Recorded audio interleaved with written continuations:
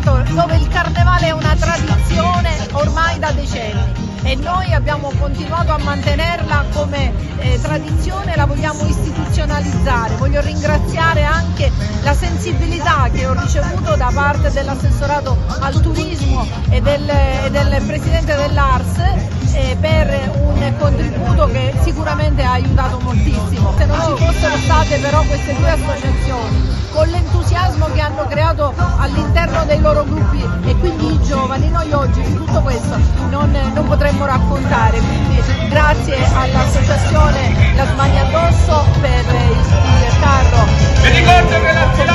grazie all'associazione di Santa Margherita per il carro Fico d'India. Sono due carri, diciamo così, autoctoni, due carri che nascono nel nostro territorio con giovani del nostro territorio. Montevago e Santa Margherita sono un'unica comunità, si può dire, quindi questo è intanto un divertimento per le due comunità, ovviamente allargato a tutti i paesi vicini, a tutti coloro che vogliono venire a Montevago. Malgrado il tempo che ci ha un po' fregato ieri, lo sapevamo, però parte anche quest'anno, parte nelle giornate di carnevale.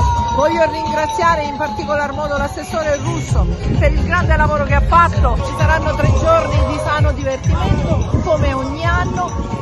Ci sarà poi la serata conclusiva con Nanà. Invitiamo tutti a venire a godere di questa festa, a divertirsi, a ballare, a poter portare i propri figli. C'è un momento ricreativo anche in biblioteca, abbiamo pensato anche agli anziani, quindi anche presso la casa di riposo La Grande Quercia stiamo facendo un po' di balletti, di spettacolo, perché il carnevale è una festa che abbraccia tutti, non guarda né età né luogo né nulla. Un augurio di divertimento, di non eccedere, perché poi peraltro ci sono le forze dell'ordine che sorvegliano, abbiamo avuto i rinforzi che arrivano da Sciacca, di non eccedere con gli alcolici e fare in modo che la festa possa svolgersi nella massima della serenità, della tranquillità e della sicurezza. Veramente, soprattutto nelle ultime edizioni, ma da sempre, ma dopo il Covid è stato veramente un boom di partecipazione e forse pure in concomitanza col fatto che Sciacca slitta di qualche giorno,